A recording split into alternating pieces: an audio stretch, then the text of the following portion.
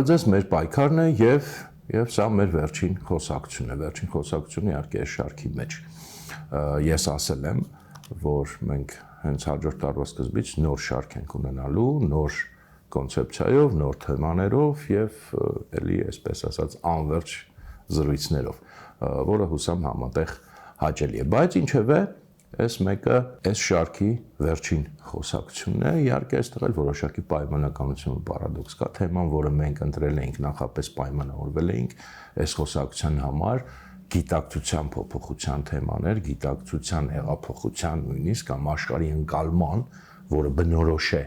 մեր հանրությանը, մեր ազգին, բնորոշ է ոչ թե միայն այսօր կամ վերջի, չգիտեմ, 30-70 տարվա մեջ, այլ կարելի ասել դարերի պատմություն ունի, այսպես ձևակերպենք, հա։ Մենք պայմանավորվեցինք հենց այս թեման որպես վերջինը խոսել, որովհետև մենք եթե նայել եք խոսում էինք ընդհանրապես այս վերջի մեր զրույցները նրա մասին էին, թե ինչպես պետք է ելքեր գտնենք իրավիճակից։ Ի վերջո մենք պայմանավորվեցինք, որ ինչ ելքեր էլ մենք փորձենք նախագծել, կոնցեպտուալիզացնել, կա ամենակարևորը ոչ մի ելք հնարավոր չի իրականացնել, նույնիսկ անկախ նրանից թե ինչքան սիրուն տեսություններ եւ կոնցեպցիաներ կստեղծենք կամ նախագծեր, եթե հիմքում ընկած չլինի հենց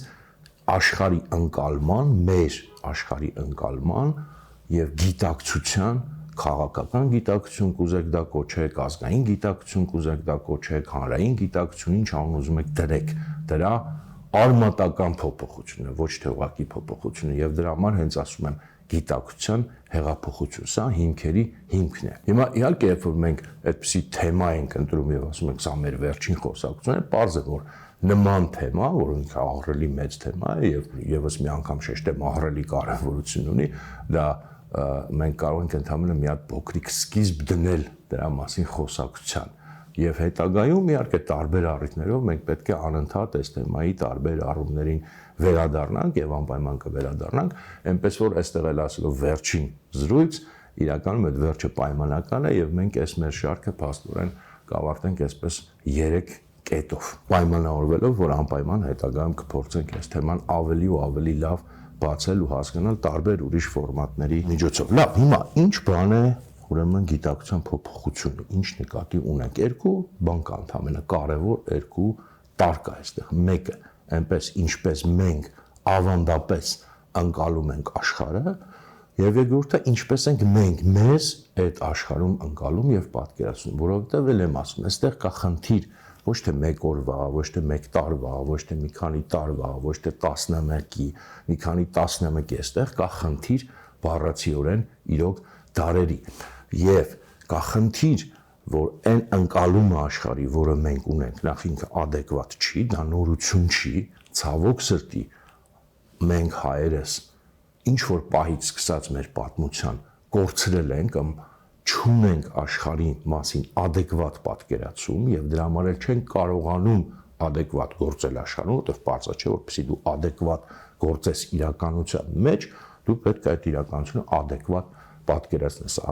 այլապես անընդհատ կսխալվես, չգիտեմ, կձախողվես, կխարխափես, կխփվես ու կխափվես նաեւ։ Սա նոր չի նկատված, բնականաբար այս առաջինը չեմ նկատում, եւ մյուսը դրանից բխող եւ դրա հետ կապված, թե ինչպես ես դու ինքդ քեզ պատկերացնում այդ աշխարհում։ Սկսենք աշխարհի մասին պատկերացումից։ Նախ եւ առաջ այս փոփոխության առաջնային կետերից մեկը պետք է լինի հետեւյալը։ Աշխարհը մեր շուրջ, հայերիս շուրջ, ու նախ են որ մենք աշխարհի մասն ենք, սա շատ կարևոր է, ուղղակի հիմա սրա վրա չեմ ուզում կենտրոնանամ, սա մեզ մի քիչ ավելի հեռու կտանի։ Աշխարհը մեր շուրջ արդար է,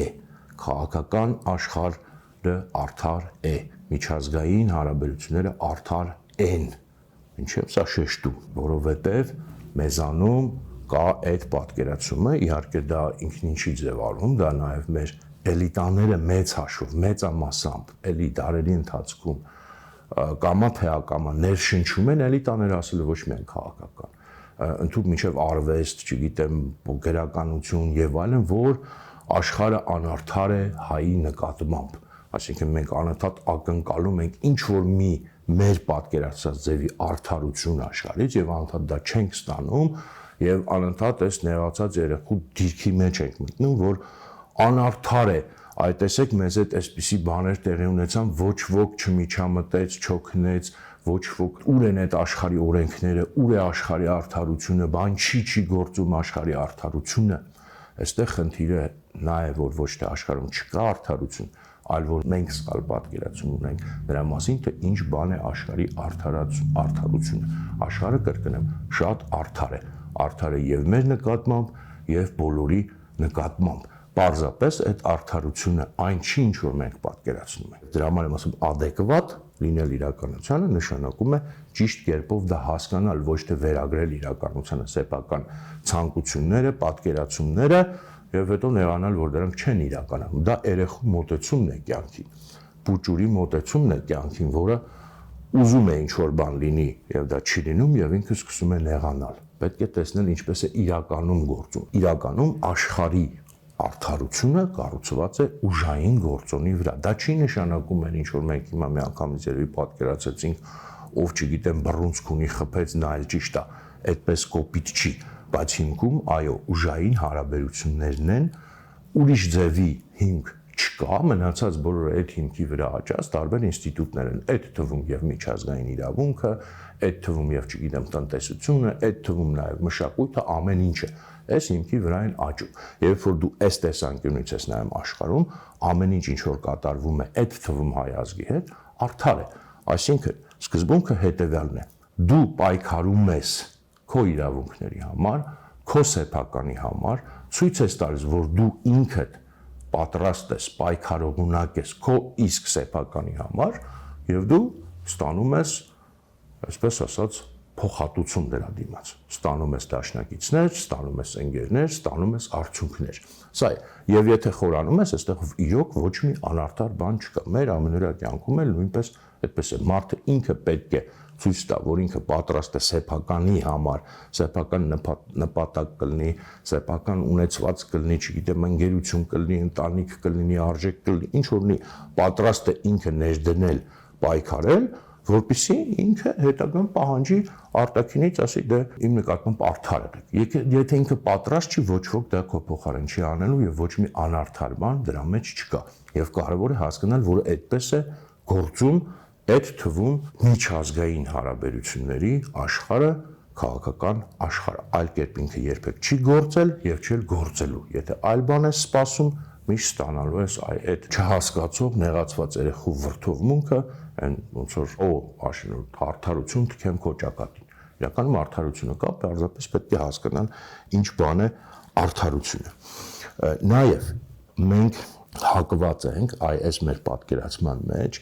որպեսզի արդարացնենք սեփական ձախողումները, թուլությունները, թերությունները,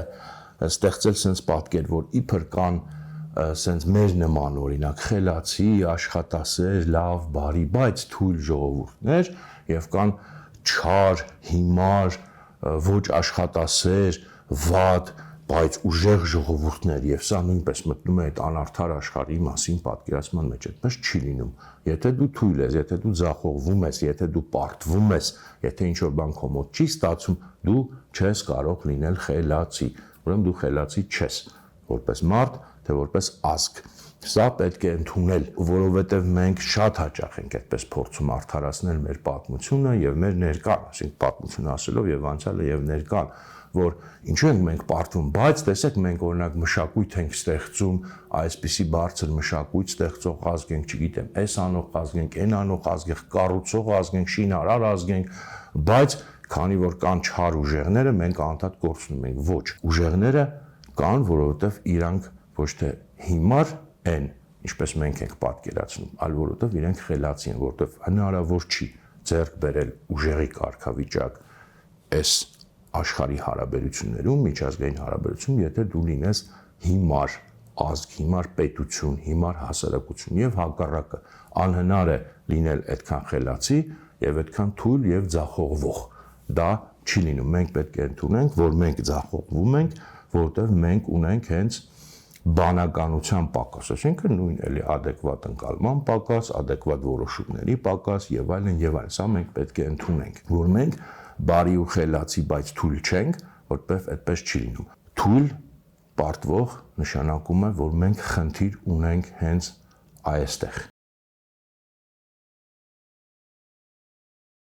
Սա շատ կարևոր բան է, որտեղ սա նստած է մեր այսպես ենթագիտակցության մեջ, մեր կրթությամբ, մեր դաստիարակությամբ, մեր ամեն ինչով մեզ սա ներշնչում է որպես արդարացում, որտեղ փորձում ենք արդարացնել կամ մեր էլի վերնախավերը փորձում են այս արդարացնող վիճակը ստեղծել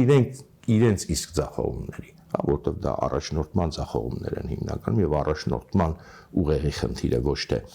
ընդհանուր ժողովրդի։ Եվ մեր այդ թերությունները եւ թուլությունները եւ պարտությունները եւ ձախողումները չպետք է անընդհատ ունենան արդարացումներ։ Մենք չպետք է անընդհատ մտածենք եւ համարենք, որ դրանք բնական են, որ դե մենք ինչ անենք եւ այլն, ոչ, մենք պետքա շատ անողոքաբար եւ աններողամիտ վերաբերվենք մեր թուլության նկատմամբ եւ մեր պարտությունների նկատմամբ։ Այս մտածողությամբ, այս գիտակցությամբ միայն մենք կարող ենք փոխել մեր պատմության ընթացքը, մեր չգիտեմ, ճակատագրի նույնիսկ ընթացքը։ Զրո արդարացում դա չի նշանակում, որ մենք չենք կարող, չգիտեմ, ձախողվել կամ պարտվել կարող ենք, բայց զրո արդարացում պետք է դրվի դրան։ Հակառակը պետք է աններելի, պետք է մենք համարենք, որ դա աններելի մեղք է եւ պետք է դրա տակից դուրս գալ։ Ոչ թե աններելի մեղք է ու հետո պետք է անընդհատ գլուխը բանանել, վայ, չէ։ Դա հասկանալով պետք է ամեն ինչ անել, որպեսզի դա չկրկնվի, դուրս գալ դրա տակից, այլ ոչ թե փորձել անընդհատ արդարացնել դա։ Մյուսը, աշխարհը բարի մայրիկ չի, ոչ էլ բարի հայրիկ է, հովանավոր չի եւ ընդհանրապես անվտանգ տեղ չի։ Այդ անվտանգությունը մեր sense իմաստով ինքը շատ լավ, շատ բարի, շատ ճիշտ ձգտում է, որը մարդիկ միշտ էլ ձգտում են եւ ձգտելու են, բայց երբեք ինքը չկա։ Ինքը միշտ մնում է որպես հեռավոր անհասանելի իդեալ։ Աշխարհը միշտ ոչ թե ինչ որ պահերի է միայն վտանգ ու վտանգավոր, ոչ միայն հայերի համար է վտանգավոր, բոլորի համար եւ միշտ վտանգավոր է, դրա մեջ պետք է ապրել։ Դա վերաբերում է ամեն ինչին, եւ ազգերի կյանքին, եւ մարդկանց կյանքին, եւ չգիտեմ, կենդանիների կյանքին, ամեն ինչին։ Եթե նայեք ցանկացած բանի մեջ խորանակ, սկսած տիեզերքից մինչև պատմություն, ամենտեղ դուք կտեսնեք, որ անվտանգ միջավայրեր չեն լինում։ Այդ վտանգները մշտական են, պետքա դրա հետ հաշտվել։ Ինչ եմ սա շեշտում, որտեղ մեր մոտ էլի sense ենթագիտակցական անդադ ձգտում կա, դե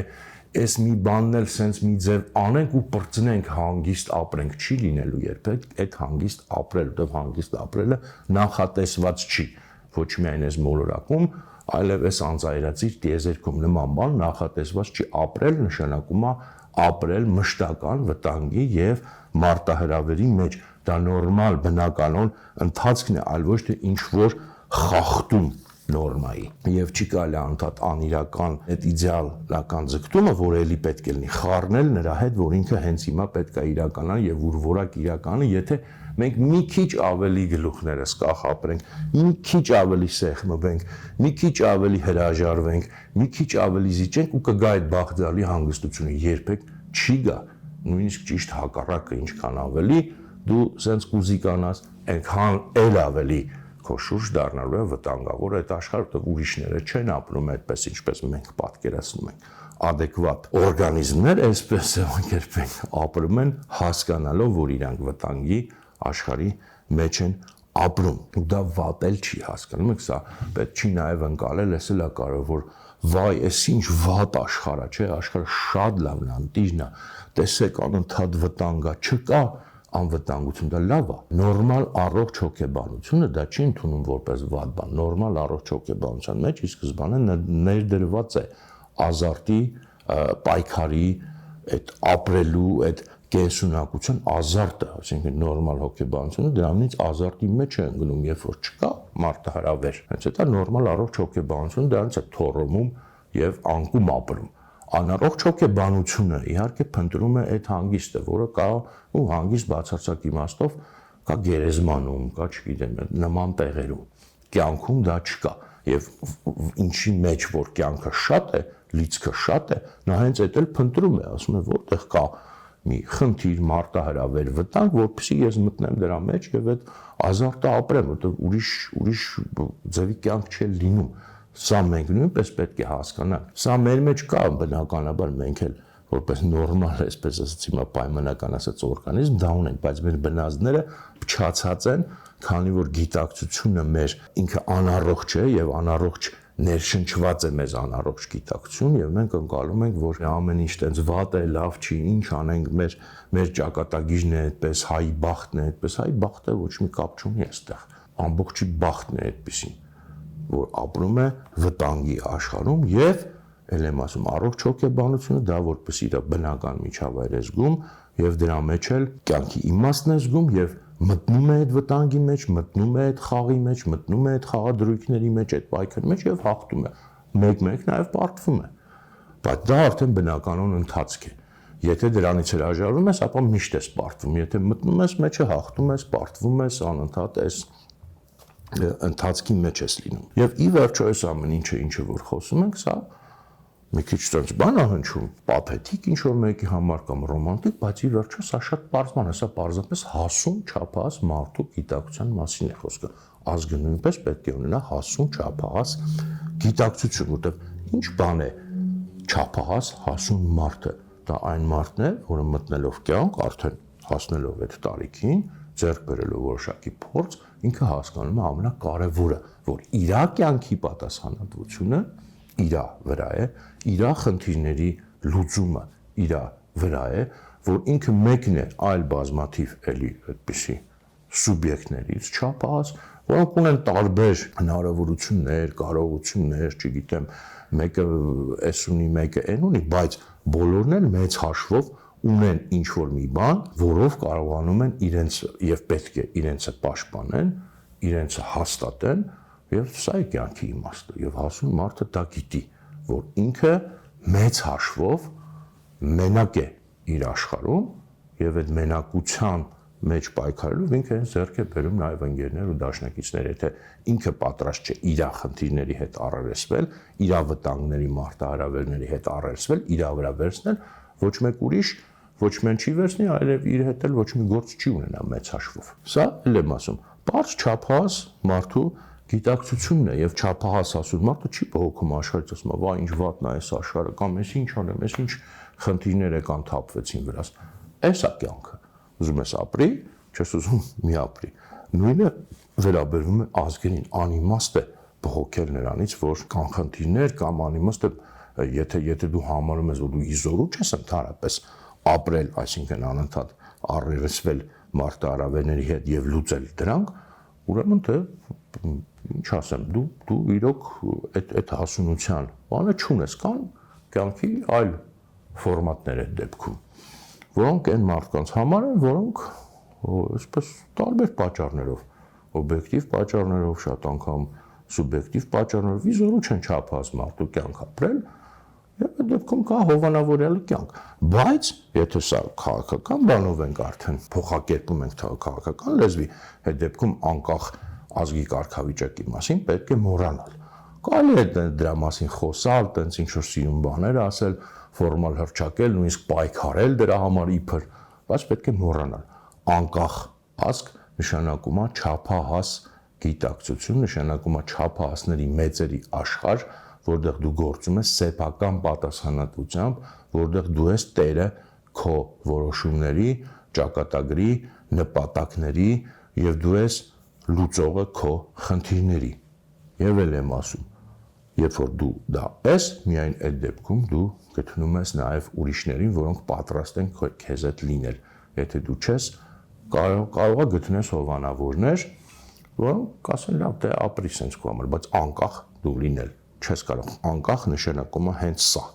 ընդունել այս աշխարհը այնպես ինչպես ինքը կա իր բոլոր այս չափանիշներով։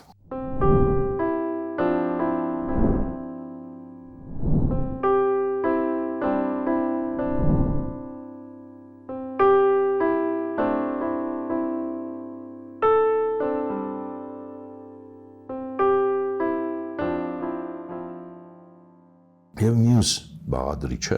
ասցինք առաջինը աշխարհի մասին պատկերացումն է, երկրորդը սեփական, այսինքն սեփական, sense ասած եսի մասին պատկերացումը աշխարհի մեջ։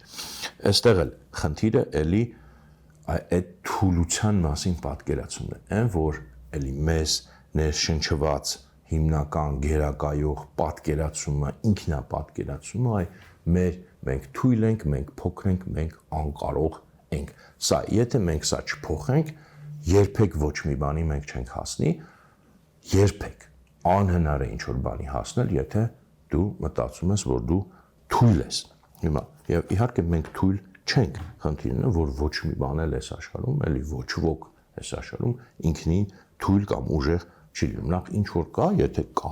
ինքը արդեն որոշակի ուժ է, որտեղ լինելը ուժի դրսևորում է։ Հայ ազգն էլ եթե կա, ուրեմն ինքը ունի իր մեջ ներուժ լինելու։ Եթե թույլ լիներ բացարձակ իմաստով, ինքը իհարկե ուղղակի պարզապես չէր լինի։ Եվ ցանկացած, էլի եթե պայմանական ասենք օրգանիզմ կլինի, ասենք, չգիտեմ, կամ ինչ որ մի գոյություն կլինի ֆիզիկական աշխարհից, մինչև կենդանական աշխարհ, մինչև պատմության աշխարհ, մինչև ազգ, մինչև մարդ, ինքը ունի իր ուժը, իր ուժեղ կողմերը եւ իր թույլ կողմերը եւ ինքը ուժեղ է, երբ որ ինքը ներքուստ կենտրոնացած է, մոբիլիզացված է, լավ կազմակերպված է եւ ունի ճիշտ գիտակցություն եւ ճիշտ առաջնորդում։ Այդտեղ բարդ բան չկա, նույնիսկ ամենափոքր կենթանին ինքը կարա շատ ուժեղ լինի, չէ՞, ասենք եւ կարա, ասենք, չգիտեմ, մեծ կենթանուց ուժեղ լինի, որովհետեւ ասենք ունի այնպիսի,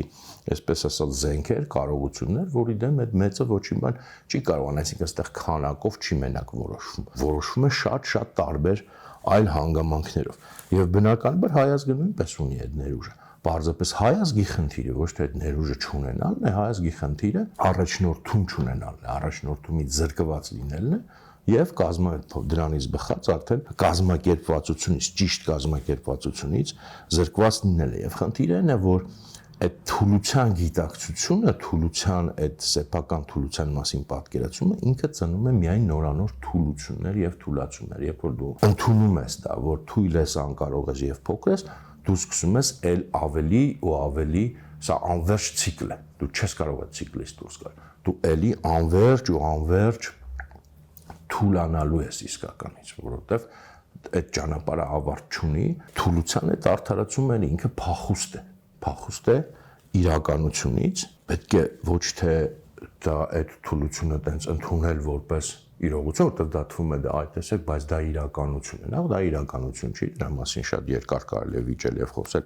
տարբեր տեսակետներից, բայց այդտեղ նույնիսկ խոսքը դրա մասին չի։ Թուլությունը պետք է ոչ թե տենց ընդունել ու ասել վայ ես թույլ եմ, որովհետեւ պատկերացրեք իսկականից անհատ մարդը, որ այդպես ապրում է, դուք ինքներդ դրանք չեք հարգի կյանքում։ Չնայած ազգի մակարդակում ընդունված է այդպես մտածել, որ դա նորմալ է, բայց մի հատ պատկերացրեք անհատ մարդը, որ անդադ գնում գալիս ասում է, ես թույլ եմ, ես բան չեմ կարող, այդ մարդուն ինչ կասեմ։ Նույնը ազգին է վերաբերում։ Դրանց ամաչել է պետք։ Թուլությունը ոչ թե ինչ որ տենց մի բան է, որ պետք է ասես դե ես թույլ եմ, դրանց պետք է ամաչես։ Նույնիսկ եթե համարում ես, որ դու թույլ ես, ամաչես ու հաղթարես։ Դա ամոթ բան է, լավ բան չի։ Չի կարող թույլը լավ լինել կամ լավ բան լինել, ընդհանրապես ավելին Եթե թույլ ես, նշանակում է, որ բարոյականության խնդիր ունես ուրեմն, որովհետև ուժը կառուցված է լինում սովորաբար բարոյական այլևայլ որակների վրա, բարոյական ես հիմա լայն իմաստով բավականին նկատի ունեմ, բայց հին իմաստով, այն իմաստով, որով չգիտեմ, օրինակ հին հունական փիլիսոփաներն էին օգտագործում, դա մենակ տես կենցաղ ինչի վերաբերում։ Թույլ նշանակում է անբարոյական ի վերջո չես թույլ, որովհետև դու ուրեմն բարոյական սխալ հիմքեր ունես, ճիշտ հիմքեր չունես, հոգեբանական այսինքն բաներ ունես թերիներուս եւ նշանակում է նաեւ որ դու անխելք ես։ Ես սա անդադ ուզում շեշտացել եմ։ Թուլությունը միշտ եւ թուլության ընդունումը միշտ զուգահեռ անխելքության եւ ապաբանականության հետ է քայլում զուգահեռ։ Սա մենք պետք է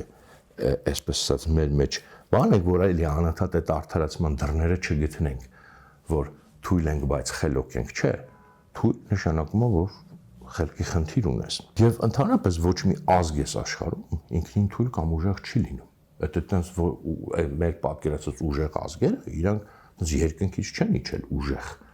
Ուժեղանում կամ թուլանում են ազգերը իրենց պայքարների, ստեղծագործությունների, ես էլի պայքար բառը մի քիչ ուզում լայն իմաստով օգտագործել, որովհետև պայքար է, որ ասում ենք մարդիկ առաջին հերթին երևի հասկանում ինչ որ կռիվ եւ այլն, պայքարի մեջ մտնում է նաեւ ստեղծագործությունը, պայքարի մեջ մտնում է ջանքը քո չգիտեմ, քո աշխարհը ստեղծելու, հաստատելու, պաշտպանելու այդ ամբողջ այդ համալիր ջանքը, միայն դրա արդյունքում են ազգերը, պետությունները, հանրությունները ուժեղանում կամ թուլանում, ինքնին չեն լինում, այդ մեր պատկերացմամբ չգիտեմ, օրինակ չեմ, ռուսները կամ անգլիացիները կամ ամերիկացիները, այտենց երկնքից իջել են ուժեղ ձևով, ոչ։ Իրենք դրել են նպատակներ, այդ նպատակների համար շատ լուրջ գնացել են զոհաբերությունների, պայքարների, անընդհատ չեն հանձնվել եւ դրա համար դառել են այո շատ ուժեղ, բայց միայն այդ ճանապարհով։ Եթե նայեք այդ ազգերի պատմությունը, որոնց մենք տենց համարում ենք ուժեղ, դուք կտեսնեք, որ իրենց ոչ մեկը չի սկսել տենց ոնց որ միլիոնանոց մի հատ մեծ պետություն, ոչ, շատ փոքր տարածքով, փոքր խմբերից սկսված դրանք ազգեր են բոլորը եւ այդ անվերջ ճանապարհը, այսինքն չկա մի հատ տենց ստատիկ ուժեղ եւ ստատիկ թույլ։ Դու անդադ ուժեղանում ես կամ թուլանում ես, նայած արդեն քո ներքին եւ արտաքին դիրքից նայած դու ինչին ես պատրաստ։ Այստեղից էլի բխող ամենասխալ եւ ընդհանրապես փակուղի մտածողությունը, մարտավարությունը, պատկերացումը, որը էլի մեր ազգին հիմա էլ են անընդհատ փորձում ներշնչել, բայց 11-ների ընթացքում, դարերի ընթացքում շատ ու շատերը անդադ ներշնչում են, այդ չկա նման քաղաքական, ասենք, հեռանկար կամ ելք գլուխներս կախ ապրելու, չգիտեմ, մի կերպ յոլա տանելու, մի կերպ հարմարվելու նման քաղաքական հեռանկար, քաղաքական մարտավարություն կամ ազգի առաջնորդում լինել չի կարող, որովհետև դա փակուղի ոչ միտեղ տանող բան է։ Նման կերպով դու կարող ես դանդաղ ուղղակի սենց անկում ապրել, մի քիչ դանդաղացված, մի քիչ արագացված կախված հանգամանքներից, բայց որևէ հեռանկար դու ունենալ չես կարող։ Կամ էլ եմ ասում, հրաժարվի քո անկախ կարգավիճակից, ոչ միայն քաղաքական, այլև հասկացի, որ աստիճանաբար քո ինքնությունից պետք է հրաժարվես, որտեղ դու հռչակում ես ինքնություն, դու արդեն դրանով հռչակում ես աշխարհին, որ ես իմ համար ստեղ մի հատ սեփական բան եմ ուզում ստեղծել։ Ուրիշների կողքին, իսկ դու մտնում ես մրցակցության մեջ, մի հայտարարի, որ դու ինչ որ առանձին ինքնություն ես, չես մտնի այդ մրցակցության մեջ, քո համար այդ յոլա կտանես կամ գլուխդ կապրես կամ ինչ կրնես, դա ուրիշ բան է։ Բայց եթե դու արդեն դա հռչակել ես, ասում ես ես այսինչ բան, այսինչն եմ, ինչ որ մի էություն ես հռչակել, դու պատրաստ լինես ուրեմն, որ դրա համար պայքարում են, մրցակցում են, հաստատում են եւ այլն, ուրիշ տարբերակ չկա եւ դրա համար միակ հնարավոր ռազմավարությունը քաղաքական կամ առաջնորդման միակ հնարավոր ռազմավարությունը նպատակներ դնելը, սեփական աշխարհը անընդհատ կառուցելը, հաստատելը, պայքարելը, պաշտպանելը եւ այլն, սա անվերջ ճանապարհ է։ Սա միակ կարող է լինել, միակ հնարավոր։ Դրա ասենք տարբերակները թե ինչպես ճանապարհներ կարելի վիճել, բայց առաջարկել ազգին, հանրությանը, պետությանը մոտավորապես յոլա տանենքը, գլուխներս կախապրենքը, չգիտեմ, այն ոտներս յորղանի գյորա եւ այլն, դրանք աբսուրդ են, որևէ բանին ես աշխարհում չեն համապատասխանում, ընդհանրապես բանը ինքնախապեյություն են եւ նշանակում է պարզապես հրաժարում սեփական ինքնությունից։ Դրոշը եթե դու միտեղ դրել ես, դեր պետք է կանգնես դրոշի, իսկ ասել նույնիսկ քաղաքականի մասին չի խոսք, ուղղակի ասել, որ կա ինչ որ հայ ինքնություն, դա նշանակում ինչ որ դրոշ դնել։ Դրոշ դնելը նշանակում դու պետք է պատրաստ լինես այդ դրոշի շուրջը եղածը դեր լինես դրան։ Եթե պատրաստ չես, այդ դեպքում հա, այդ մնացած ամեն ինչը այդ արևելյան բազարի այդ ծակ իմաստությունները կարող են աշխատել։ Եվ վերջին բանը, մի քիչ առաջին հայացքից կարող է տարօրինակ հնչի հիմա այս նախադասությունը։ Կա միայն մեկ Հայաստան։ Ինչ եմ սա շեշտում, որտեղ այս վերջին ոչ միայն էլի վերջին շրջանում, այլ վերջին կարելի ասել 100-ամյակում, մենք նույնիսկ այստեղ ինչ որ մի հատ sense բավականին խառնաշփոթ ենք ստեղծել։ Էլ պատմական Հայաստան, էլ իրական Հայաստան, էլ չգիտեմ, այնտեղ առաջին հանրապետություն, երրորդ, չորրորդ, 10-րդ, 6-րդ հանրապետություն, էլ չգիտեմ արևելյան Հայաստան, արևմտյան Հայաստան, էլ Արցախ, էլ չգիտեմ առանձին sense ինչ որ ինքնություններ ենք ստեղծել կամ կիսա ինքնություններ։ Իրականում դրանք բոլորը պայմանականություններ են, եթե չասենք ընդհանրապես աբստրակցիաներ։ Միշտ եղել է իր ստեղծման օրվանից այն պահից, երբ որ հայ ազգը ձևավորվել է մոտավորապես 4.500 տարի առաջ եւ մինչեւ այսօր, կա մենակ մի Հայաստան եւ մի հայկական ինքնություն։ Այո, որը փոփոխվում են դրա սահմանները,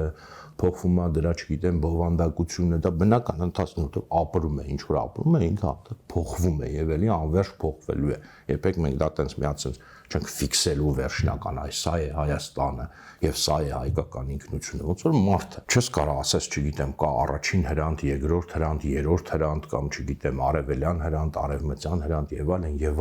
իհարկե փոխվում է մարդը իր կյանքի ընթացքում, կարելի է կյանքը բաժանել փուլերի, դա խնդիր չի, բայց միշտ հիշելով դա պայմանականություն է, Որովհետև եթե կա մարդ, կա կյանք, ինքը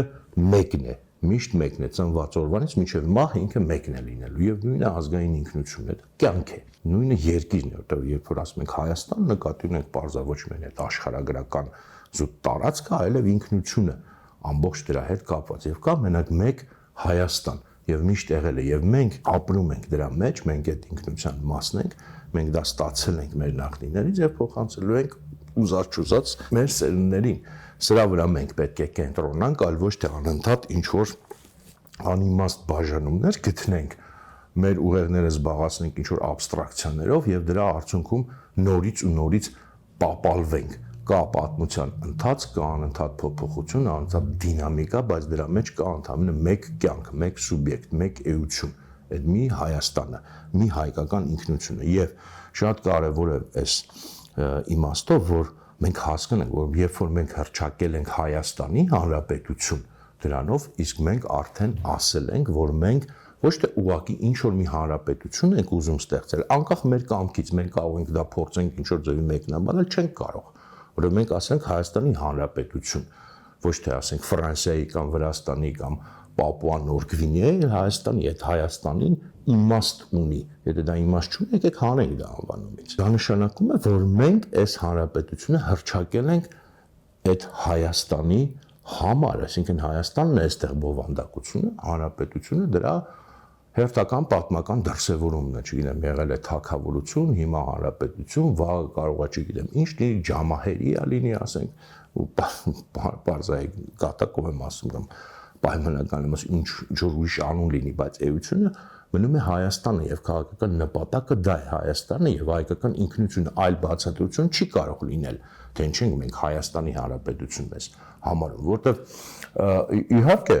այդ հանրապետությունը ինքը հետապնդում է ոչ միայն ազգային, այլև ընդհանուր մարդկային նպատակներ, բայց եթե միայն դա լիներ, օրինակ եթե միայն մարդկանց բարեկեցության ապահովում, մարդու իրավունքների ապահովում եւ այլն, որը շատ կարեւոր խնդիրներ են բնականաբար, դրա համար պետք չի Հայաստանի Հանրապետությունը հռչակել։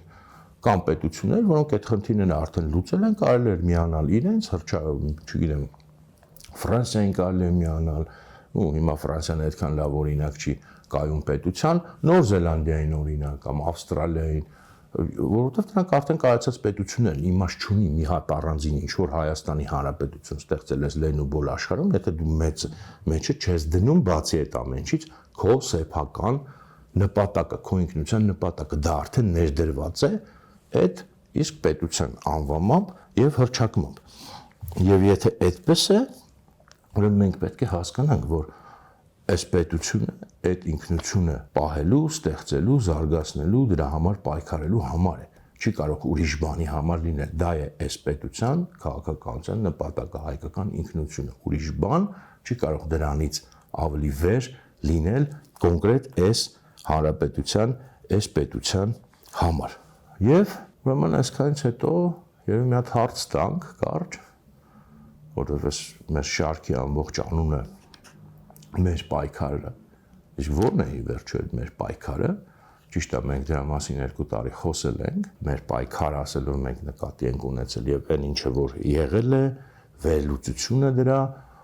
բայց նաեւ այն ինչը որ մենք պետք է ընկալենք որպես մեր պայքար։ Եվ դա այն է ինչի մասին ըստ էության այս վերջի մի քանի անգամ խոսել ենք։ Առաջինը դա հենց հայկական անկախության, հայկական ինքնիշխանության կառուցումն է,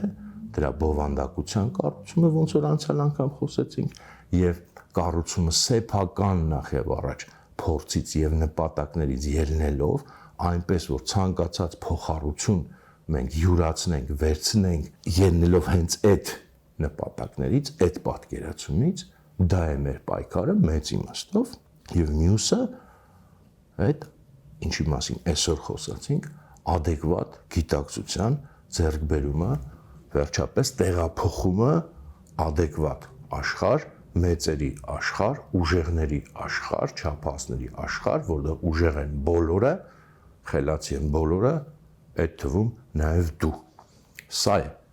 ամենաընդհանուր գծերով, բնականաբար ավելի մանրամասներով դա առանձին եւ երկար եւ ուրիշ խոսակցություն է, բայց ընդհանուր գծերով սա է։ Եվ այսքանով էլ ավարտում ենք եւ այսօր եւ ավարտում ենք մեր այս շարքը, ել եմ ասում, ավարտում ենք ինչ որ իմաստով պայմանական, որովհետեւ մենք ունենալու ենք դեռ առանձին մի հատ շարք մյուս տարվա սկզբից դրա անունն էլ արդեն վերջո կա, դա կոչվելու դեկոնստրուկցիա կամ ռեկոնստրուկցիա, որտեղ մենք զբաղվելու ենք, այսպես ասած, քանդել հավաքելով, շատ պատկերացումներ հենց կարելի է ասել, որ ինչ որտեղ նաև այդ նոր շարքի sense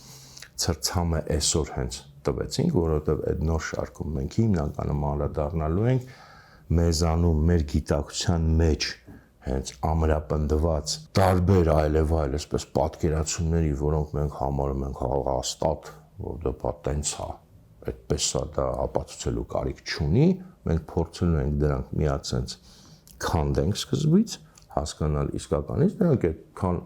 հիմնավոր են, այդքան ճիշտ են, այդքան 100% են, ոնց որ մենք ենք պատկերացնում, օրինակ հենց նույն թուլության խնդիրը կամ փոքր ազգ են կամ չգիտեմ պետություն չունեցող ազգ են դարերի ընթացքում եւ շատ ահավոր շատ տենց բաներ կան, փորձել ենք սկզբում դրանք քանդել, այսինքն դեկոնստրուկցիայի ենթարկել եւ հետո մի հատ նորից հավաքել կամ նոր, այսպես ասած, փազլներ կամ խճանկարներ հավաքել, սա էլ արդեն ռեկոնստրուկցիայի իմաստն է, այսինքն մենք ոչ միայն քանդելու ենք, այլև փորձելու ենք բնականաբար կառուցել, բայց